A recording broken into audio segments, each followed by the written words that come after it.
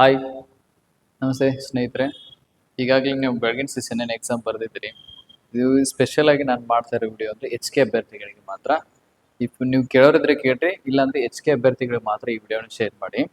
ಆ, ಅದು ಈ ವಿಡಿಯೋ ಉಪಯೋಗ ಯಾವಾಗ ಆಗ್ತಿದೆ ಅಂತಂದ್ರೆ ಇವತ್ತಿನ ಮಧ್ಯಾಹ್ನ ಎಕ್ಸಾಮ್, ಹೌದಾ, ಸಾಯಂಕಾಲ 4 ಗಂಟೆಗೆ ಏನು ಎಕ್ಸಾಮ್ ಬರ್ತೀವಲ್ಲ, ಆ ಎಕ್ಸಾಮ್ಸಿಗೆ ನಾವು ತಲೆಯಲ್ಲಿ ಇಟ್ಕೊಂಡು ಅವ್ರಿಗಂತ ಕೆಲವೊಂದು ಸಜೆಷನ್ಸ್ ಅನ್ನ ಕೊಡೋಣ ಅಂತೇಳಿ ವಿಚಾರ ಮಾಡ್ಕೊಂಡು ಈ ವಿಡಿಯೋನ ಮಾಡ್ತಾ ಇದ್ದೀನಿ. ಯಾಕಂದ್ರೆ ಬಹಳಷ್ಟು ವಿದ್ಯಾರ್ಥಿಗಳು ಸುಮ್ಮನೆ ಏನೇನೋ ಥಿಂಕ್ ಮಾಡ್ಕೊಂಡು ಅವರಲ್ಲಿ ಮೈತ್ಸ್ ಇರ್ತವೆ, ಕೆಲವೊಂದು ಸುಳ್ಳುಗಳು ಹಬ್ಬಿಡ್ತಾವೆ ಇಮಿಡಿಯೇಟ್, ಹಂಗೆ ಹಿಂಗೆ ಅಂತ. ಇದೊಂದು ಕ್ರೌಡ್, ದೊಡ್ಡ ಕ್ರೌಡ್. ಇವತ್ತು ಬೆಳಗಿಂದ ನೋಡಿದ್ರಲ್ಲಿ ಎಂತ ಕ್ರೌಡ್, ಸಿಕ್ಕಾಪಟ್ಟೆ ಜನ ಬಂದಿದ್ದಾರೆ.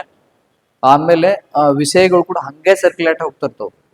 ಹಿಂಗೆ ಬಂತು, ಇಲ್ಲೇ ಬಂತು, ಹಂಗ್ ಬಂತು, ಹಿಂಗ್ ಬಂತು, ಒಟ್ಟ ಅದನ್ನ ನಾವು ಕೇಳಕ್ಕೆ ಆಗೋದಿಲ್ಲ. ಹಂಗಾಗಿ ಒಂದು ಒಳ್ಳೇದು ನಾ ಸಜೆಸ್ಟ್ ಮಾಡೋದು, ಮೊಬೈಲ್ ನೋಡಬಾರ್ದು. ಇನ್ ಕೇಸ್ ನೋಡಿದ್ರಂತಂದ್ರೆ ಈ ವಿಡಿಯೋನ ಅವ್ರಿಗೆ ಶೇರ್ ಮಾಡ್ರಿ. ಬೆಳಗಿನ ಶಿಫ್ಟ್ ಎಕ್ಸಾಮ್ ಅನ್ನ ನಿಮ್ಗೆ ಈಗಾಗಲೇ ಮುಗಿದಿದೆ. ಎಲ್ರಿಗೂ ಆಲ್ ದ ಬೆಸ್ಟ್, ಚೆನ್ನಾಗಿ ಬರ್ದಿದ್ದೀರಿ, ಕಂಗ್ರಾಚುಲೇಷನ್ಸ್. ಆಮೇಲೆ ಸಂಜೆ ಶಿಫ್ಟ್ ಎಕ್ಸಾಮ್ ಬರೆಯುವಂಥವ್ರಿಗೆ ಅಂದ್ರೆ ಸ್ಪೆಷಲಿ ಇದೆ ಈ ವಿಡಿಯೋ ಫಾರ್ ಯಾರಿಗೆ ಅಂತಂದ್ರೆ ಎಚ್ ಕೆ ಅಭ್ಯರ್ಥಿಗಳಿಗೆ, ಹೌದಾ, ಹೈದರಾಬಾದ್ ಕರ್ನಾಟಕ ಅಭ್ಯರ್ಥಿಗಳಿಗೆ. ಹೈದರಾಬಾದ್ ಕರ್ನಾಟಕ ಎಚ್ ಕೆ ಯಾರು ಬರಿತಾ ಇದ್ದಾರಲ್ಲ ಅವ್ರಿಗೆ. RPC ಅಲ್ಲಿ ಈಗಾಗಲೇ ಎಕ್ಸಾಮ್ ಮುಗಿದಿದೆ, ನಿಮ್ಮೆಲ್ಲರಿಗೂ ಒಳ್ಳೇದಾಗ್ಲಿ. ಇಲ್ಲೇ ಫಸ್ಟ್ ಅಂಡ್ ಫಾರ್ಮೋಸ್ಟ್ ಒಂದು ವಿಷಯ ಹರಿದಾಡ್ತಿರ್ತೈತಿ. ವಾಟ್ಸಪ್, ಟೆಲಿಗ್ರಾಮ್, ಫೇಸ್ಬುಕ್ ನಲ್ಲಿ ಬೆಳಗ್ಗೆ ಇದೇ ಪ್ರಶ್ನೆಗಳು ಬಂದಿವೆ, ಇದೇ PDF ನಲ್ಲಿ ಬಂದಿವೆ, ಇದೇ ಪುಸ್ತಕದಿಂದ ಬಂದಿವೆ. ಸಂಜೆ ಕೂಡ ಹಿಂಗೇ ಬರ್ತೈತಂತೆ, ಸಂದೇಶಗಳು ಬಂದೇ ಬರ್ತಾವ 100% ಇವು, ಹೌದಾ. ಆದ್ರೆ ಈ ವಿಷಯಗಳಿಗೆ ತಲೆ ಹಾಕೊಳಕ್ ಹೋಗ್ಬೇಡಿ, ಯಾವುದೇ ಹೊಸ ವಿಷಯವನ್ನ ಓದ್ಲಿಕ್ಕೆ ಹೋಗ್ಬೇಡಿ. ನೀವು ಹಿಂದೆ ಏನ್ ಓದಿರ್ತಲ್ಲ ಅದ್ರ ಸ್ವಲ್ಪ ಜಸ್ಟ್ ರಿವಿಷನ್ ಮಾಡ್ಕೊಂಡು ಹೋಗಿ, ಹೊಸ ವಿಷಯವನ್ನ ತಲೆ ಹಾಕೊಳಕ್ ಹೋಗ್ಬೇಡಿ. ಆಮೇಲೆ ಆ ವಿಷಯ ಈ ವಿಷಯ ಬಂದು ಸಂಜೆಗೂ ಅದೇ ವಿಷಯಕ್ಕೆ ಬರ್ತಂತ ಏನ್ ಗ್ಯಾರಂಟಿ? ಸಾಧ್ಯನೇ ಇಲ್ಲ, ಬರೋದಿಲ್ಲ. ಆಮೇಲೆ ನೆಕ್ಸ್ಟ್ ಈಗ ಏನ್ ಮಾಡೋದು ಅಂತಂದ್ರೆ, ನೀವು ಪರೀಕ್ಷೆಗೆ ಹೋಗೋ ಮೊದಲು ಹೊಸ ಟಾಪಿಕ್ ಅನ್ನ ಒಟ್ಟ ಓದ್ಬಿಟ್ರಿ. ಈಗ 2 ಅವರ್ ಟೈಮ್ ಸಿಗ್ತೈತಿ ನಿಮ್ಗೆ. 12ವರೆಗೆ ಎಕ್ಸಾಮ್, 12 ಗಂಟೆ ಎಕ್ಸಾಮ್ ಮುಗಿತ, 4 ಗಂಟೆ ಆಗಿದೆ, ಒಂದ್ 2-3 ಅವರ್ಸ್ ಟೈಮ್ ಸಿಗ್ತೈತಿ. ಹೊಸ ಟಾಪಿಕ್ ಓದ್ಬೇಡ, ಈಗಾಗಲೇ ಓದಿರೋ ವಿಷಯಗಳನ್ನ ಸ್ವಲ್ಪ ಒಮ್ಮೆ ರಿವೈಸ್ ಮಾಡ್ಕೊಟ್ರಿ ಅವಶ್ಯಕತೆ ಇದ್ರೆ. ಫಾರ್ ಎಕ್ಸಾಂಪಲ್ ಸಂವಿಧಾನ, ಕರ್ನಾಟಕ ಸಾಮಾನ್ಯ ಜ್ಞಾನ, ವಿಜ್ಞಾನ, ಇತಿಹಾಸ, ಭೂಗೋಳ, ಮಾನಸಿಕ ಸಾಮರ್ಥ್ಯಕ, ಕರೆಂಟ್ ಅಫೇರ್ಸ್, ಇವುಗಳನ್ನ ಮಾತ್ರ ಓದಿ. ಆದ್ರೆ ಆ ಪುಸ್ತಕ ಈ ಪುಸ್ತಕನೋ ಓದೋದಿದ್ರೆ ಓದ್ಲಿಲ್ಲ ಅಂದ್ರೆ ಇನ್ನೂ ತೊಂದರೆ ಇಲ್ಲ. ಸ್ವಲ್ಪ ಸಿಂಪಲ್ ಟಾಪಿಕ್ಗಳನ್ನ ರಿವಿಷನ್ ಮಾಡ್ಕೊಡ್ರಿ. ಆಮೇಲೆ ಗಿವ್ ರೆಸ್ಟ್, ನಿಮ್ಮ ಮೆದುಳಿಗೆ ಸ್ವಲ್ಪ ರೆಸ್ಟ್ ಕೊಡ್ರಿ. ಅದಕ್ಕೆ ಬೆಳಿಗ್ಗಿಂದ ಎಕ್ಸಾಮ್ ಒತ್ತಡದಲ್ಲಿ ಎಕ್ಸಾಮ್ ಬರ್ದಿರ್ತೈತಿ, ಮತ್ತೆ ಬಂದಿರ್ತೈತಿ, ಮತ್ತೆ ಆದಿ ಗೊಂದಲ ಮಾಡ್ಕೊಳ್ಳೋ ಅವಶ್ಯಕತೆ ಇಲ್ಲ.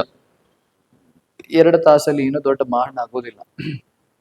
ಕಾಮ್ ಆಗಿ, ಕೀಪ್ ಆಗಿ, ಕೂಲ್ ಆಗಿರ್ಬೇಕು. ಆಮೇಲೆ ಪರೀಕ್ಷಾ ಹಾಲ್ನಾಗ ಮತ್ತೆ ಸೇಮ್ ಯಾಸ್ ಯೂಸಲ್ ಎಂಟರ್ ಆಗ್ತೀರಿ. ಒಂದ್ 2-3 ನಿಮಿಷ ಸ್ವಲ್ಪ ಕುಂತು ನಿಂತು ನೀರು ಕುಡಿದು ಧ್ಯಾನ ಗೀನ ಟೈಪ್ ಮಾಡ್ಕೊಂಡು ಅಲ್ಲೇ ಎಕ್ಸಾಮ್ ಅಲ್ಲಿ ಸ್ವಲ್ಪ ದೀರ್ಘ ಉಸಿರಾಟ ಕ್ರಿಯೆಯನ್ನ ಮಾಡಿ ನಂತರ ಏನ್ ಮಾಡ್ಬೇಕಂದ್ರೆ ಸ್ವಲ್ಪ ಪ್ರಶ್ನೆಗಳನ್ನ ಓದ್ಕೋಬೇಕು. ಓದ್ಕೊಂಡು ನಿಖರವಾಗಿರುವಂತ ಉತ್ತರಗಳಿಗೆ ನೀವು ಆನ್ಸರ್ ಮಾಡ್ರಿ. ಆಮೇಲೆ ಒಂದೊಂದ ಪ್ರಶ್ನೆಗೆ ಹಿಡ್ಕೊಂಡು ಸಿಕ್ಕಾಪಟ್ಟೆ ಟೈಮ್ ತಗೊಂಡು ಓದ್ಕೊಂಡು ಕೊಡುವ ಅವಶ್ಯಕತೆ ಇಲ್ಲ. ಸೊ ಸ್ವಲ್ಪ 1 or 2 ಮಿನಿಟ್ಸ್ ಒಳಗೆಲ್ಲ ಅದನ್ನು ಕವರ್ ಆಗುವಂಗ ಹಾಗೂ 2 minutes is more than enough. ಒಂದೇ ನಿಮಿಷದಲ್ಲಿ, ಯಾಕಂದ್ರೆ 90 ಮಿನಿಟ್ಸ್ 100 ಕ್ವಶನ್ಸ್ ಇರೋದ್ರಿಂದ ಸ್ವಲ್ಪ ಸಮತೋಲನತೆ ಇರಲಿ. ಪ್ರಶ್ನೆ ಪತ್ರಿಕೆ ಇನ್ನೊಂದು ಸ್ವಲ್ಪ ಬಿಡಿಸುವಾಗ ಹೇಳಿಕೆ ರೂಪದಲ್ಲಿ ಏನಾರ ಬಂದ್ರೆ, ಈಗ ನೋಡ್ರಿ ಇಂಥ ವರ್ಡ್ಗಳನ್ನ ನೀವು ಬಹಳ ಈ ಕೆಳಗಡೆಯಲ್ಲಿ ಒಂದು ಮಾತ್ರ ಸರಿ, ಓನ್ಲಿ ಯಾವುದು ಸರಿ ಅಲ್ಲ, ಒಂದು ಮಾತ್ರ ಸರಿ, 2 ಮಾತ್ರ ಸರಿ, ಇಂಥ ಪ್ರಶ್ನೆಯ ಕೊನೆಯಲ್ಲಿ ಬಹಳ ಇಂಪಾರ್ಟೆಂಟ್, ಅದನ್ನು ಕೂಡ ನೋಡಿ. ಆಮೇಲೆ OMR ನಲ್ಲಿ ಸಣ್ಣ ತಪ್ಪು ಮಾಡಿದ್ದಾರೆ ಅಂತೇಳಿ ಆಲ್ರೆಡಿ ನ್ಯೂಸ್ ಬರ್ತಾ ಇದಾವು. ಆ ನ್ಯೂಸ್ಗಳನ್ನ ಅವಾಯ್ಡ್ ಮಾಡಿ. ರೋಲ್ ನಂಬರ್ ಸರಿಯಾಗಿ ಪರಿಶೀಲಿ, ಪ್ರಶ್ನೆ ಸಂಖ್ಯೆ, ಪ್ರಶ್ನೆ ಪತ್ರಿಕೆ ಸರಿಯಾದ ವೃತ್ತ ತುಂಬಿ, ಕೊನೆಯ 5 ನಿಮಿಷ OMR ನ ಮತ್ತೊಮ್ಮೆ ಪರಿಶೀಲಿಸಿ. D ಅನ್ನ ಮರಿಬೇಡ್ರಿ. ಜೊತೆಗೆ 2 ತಾಸಿನಲ್ಲಿ ನೀವು ಓದಿ ಮಹಾನ್ ಏನು ಸಾಧಿಸಲ್ಲ. ನಿಮ್ಮ ಮೆದುಳಿಗೆ ಶಾಂತವಾಗಿ ನೀರು ಕುಡಿದು ಆರಾಮಾಗಿ ಒಂದು 10 ನಿಮಿಷ ಬೇಕಾದ್ರೆ ಅಲ್ಲೆಲ್ಲರ ಮಲ್ಕೊಂಡು ಆರಾಮಾಗಿ ಎಕ್ಸಾಮ್ ಸಿಗೋರಿ. ಸಣ್ಣ ಟಾಪಿಕ್ಗಳನ್ನ ರಿವೈಸ್ ಮಾಡ್ಕೊಟ್ರೆ ಅಲ್ಲಿ ಈಗಾಗಲೇ ಓದಿರೋದನ್ನ, ಯಾವುದೋ ಸಬ್ಜೆಕ್ಟ್ ಓದಿಲ್ಲ ಅಥವಾ ಮುಂಜಾನೆ ಯಾವುದೋ ಸಬ್ಜೆಕ್ಟ್ ಮೇಲೆ ನನಗೆ ಹೆಚ್ಚಿಗೆ ಮಾರ್ಕ್ಸ್ ಬಂದಿಲ್ಲ ಅಂತ ಅನ್ಕೊಂಡು ಮತ್ತೆ ಆ ಪುಸ್ತಕವನ್ನು ಓದ್ಕೊಂಡು ಕೊಡೋಕೆ ಟೈಮ್ ಇಲ್ಲ. ನಮ್ಮ ಮೆದುಳು ಮತ್ತೆ ಒತ್ತಡಕ್ಕೆ ಸಿಕ್ಕಾಕೊಳ್ಳುತ್ತೆ, ಮತ್ತೆ ಆನ್ಸರ್ ಬರುವಂತ ಚಾನ್ಸಸ್ ಬಹಳ ಕಡಿಮೆ ಇರ್ತದ. ಇಂಪಾರ್ಟೆಂಟ್ ಆಗಿರುವಂತ ವಿಷಯ. ಹಾಗಾಗಿ ಇಷ್ಟು ದಿನ ಓದಿರೋದು ವ್ಯರ್ಥವಾಗೋದಿಲ್ಲ. ಈ ಕೊನೆ 1 ಗಂಟೆಯಲ್ಲಿ ನಿಮ್ಮ ಅದೃಷ್ಟ ಬದಲಾಗೋದಿಲ್ಲ. ಆದ್ರೆ ನಿಮ್ಮ ಆತ್ಮವಿಶ್ವಾಸ ಹೊಂದಿರ್ಲಿ, ಅದನ್ನ ಬದಲಾಯಿಸುತ್ತದ. ಆತ್ಮವಿಶ್ವಾಸ ಹೊಂದಿರ್ಲಿ.